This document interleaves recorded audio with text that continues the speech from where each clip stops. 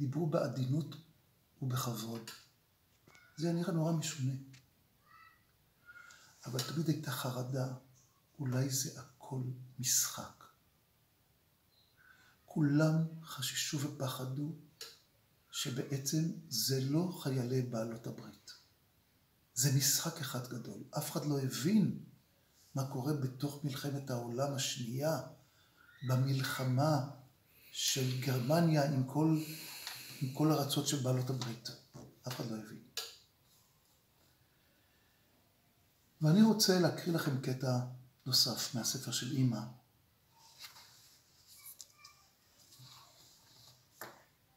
השער לחופש, קטע קטן מתוכו.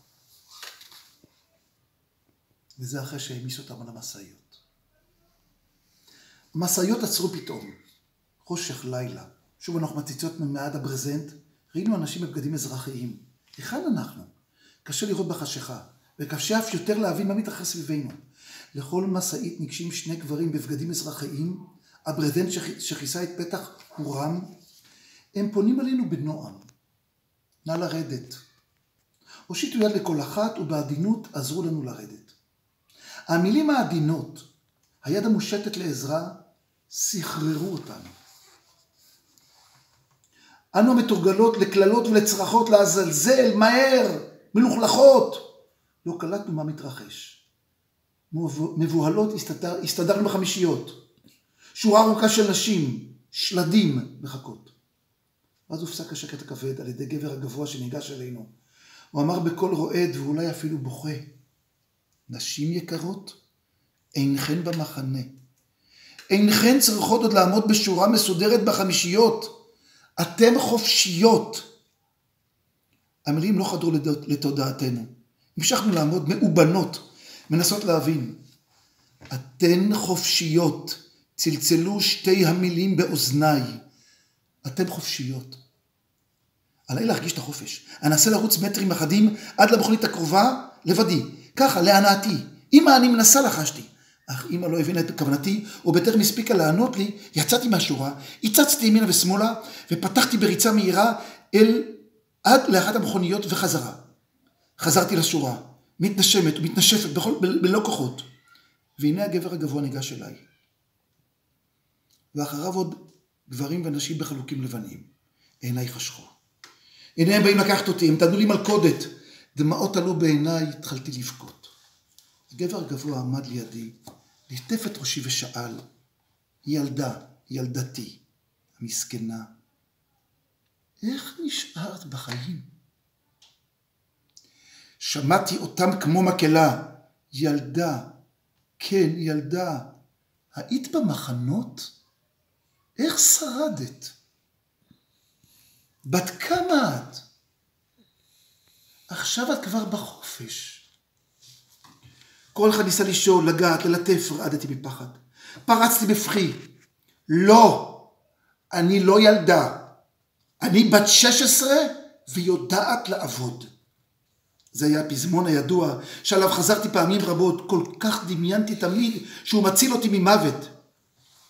הם לחשו ביניהם, לאט לאט התרחקו, בוכים בכי חרישי. ואז אמא חיבקה אותי בוכייה. אף היא. צילינקה, נדמה לי שאנחנו באמת בחופש. את כבר לא תצטרכי לעבוד. זכרי, את רק בת 13. כן, בת 13. לא תצטרכי יותר לשקר. לא תצטרכי יותר לפחוד. לא תצטרכי יותר להסתתר. את בחופש. אני בחופש ניסיתי לחזור ולשנן לעצמי, כאילו מסע כבד הורם ממני בבת אחת, הרגשתי עייפות. רציתי רק לעצום את עיניי, לישון.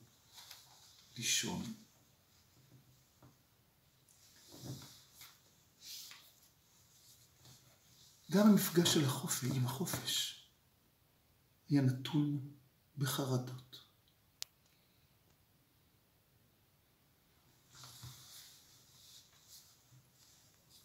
אמא שיצאה מהתופת בת 13, לחשוב היום, כאילו סיימה כיתה ח', כמובן בלי בית ספר. עם בית ספר גדול לחיים הנוראיים שנקראים שואה. ואז באמת אספו את המעט ילדים שהיו, לאו דווקא מקלצר. ורצו לפזר אותם לבתי ספר. אמא ניגשה לסבתא ואמרה, את זוכרת את מה שהבטחת לי? אני מבקשת ללכת לבית ספר דתי, לבית ספר תיכון דתי. יש פה הכוונה לבתי ספר, למספר בתי ספר, דתיים ושאינם.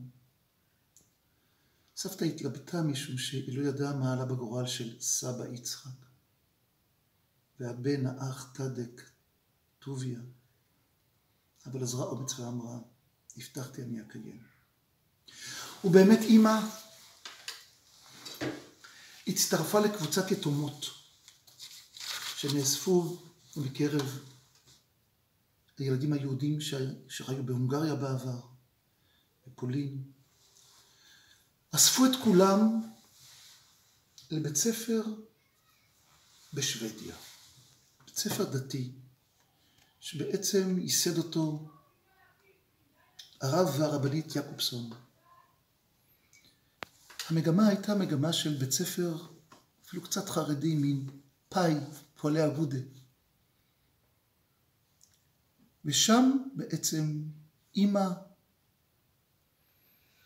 למדה את שנות התיכון שלה.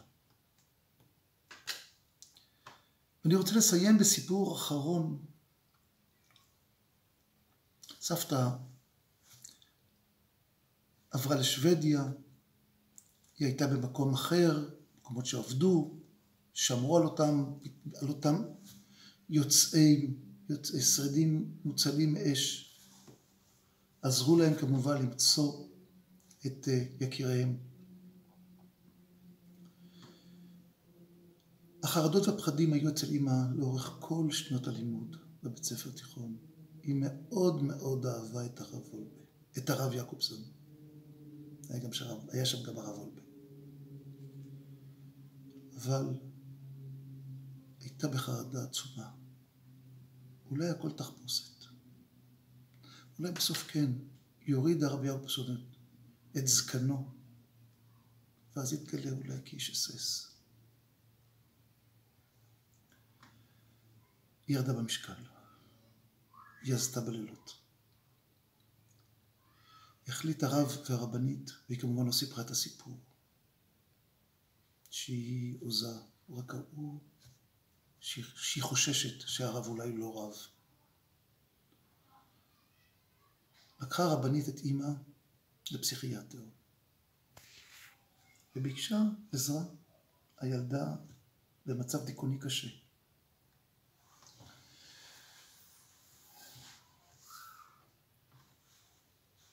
נתנו לה תרופות כאלה ואחרות. אמא מעולם לא לקחה. כי היא בעצם ידעה שהדבר היחידי שיכול לעזור לה זה לעלות לארץ ישראל. ככה היא אמרה. כך היא אמרה לאמא שלה, עוד לפני שידעו שסבא יצחק חי, וככה היא כיוונה אחרי שנודע שסבא יצחק חי. בהתחלה חשבו שהוא מת וישבו עליו 7. רק כך התברר, זה גם סיפור גדול אחר שאותו נספר בהזדמנות אחרת.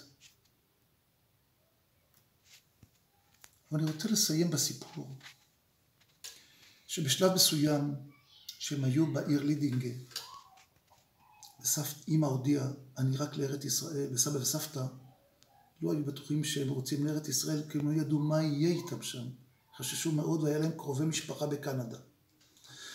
אבל אמא שלנו חייבה עד כמה שאפשר את אבא שלה, תוציא לי סרטיפיקט לארץ ישראל. באמת אבא מלידינגן נסע לעיר הגדולה.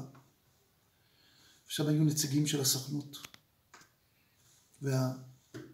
פנה להציג ואמר, הבת שלנו בת 18, מסיימת עכשיו תיכון, רוצה לעלות לארץ ישראל.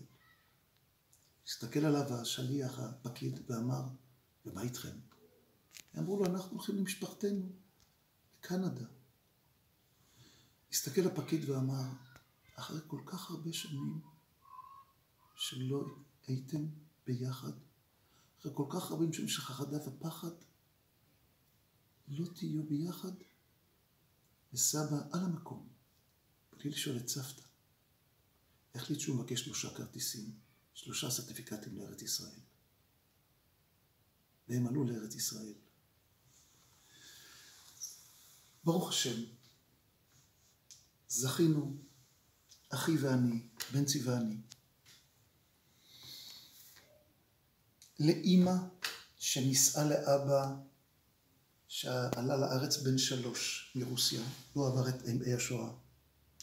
זכינו גם להכיר את הורי אמא, את סבא יצחק וסבתא רוזה. לא היינו בדיוק הטיפוס הקלאסי של דור שני לשואה, כי באופן יוצא דופן. היה לנו סבא וסבתא. הם נפטרו כשהם היו מעל גיל 70 פה בארץ. היינו גרים באותה עיר, גרים בחדרה יחד. אמא בעצם לא סיפרה את סיפור השואה. כל עוד סבא וסבתא חיים. היא הרגישה שזה יצער אותם. אבל כשסבא וסבתא נפטרו בהפרש של 0.5 שנה, החליטה אמא זה צו השעה. הוציאה את המחברות הפרטיות שהיו במגירה ליד המיטה. והייתה מוכנה גם להופיע ולדבר בפני קבוצות. ולספר את הסיפור המיוחד שלה. את הסיפור שבשואה הנוראה היא גילתה את אלוהים, ובשואה הנוראה היא גילתה אנשים טובים שרוצים לעזור. אנחנו עוברים פה על תמונות שאמא הופיעה בפני חיילי צה"ל, בפני תיכוניסטים ותיכוניסטיות, וסיפרה את הסיפור המיוחד שאת אלוהים מצא בשואה, על הדרגש באושוויץ.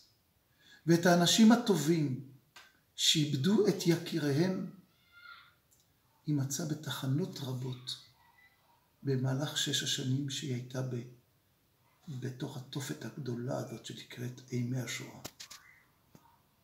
זה הסיפור המיוחד של אמא שלנו. ואנחנו, בנצי ואני, רואים מחויבות גדולה להמשיך את סיפור החיים שלא נגמר. את סיפור החיים המיוחד. סיפור החיים המיוחד של אמא שלנו.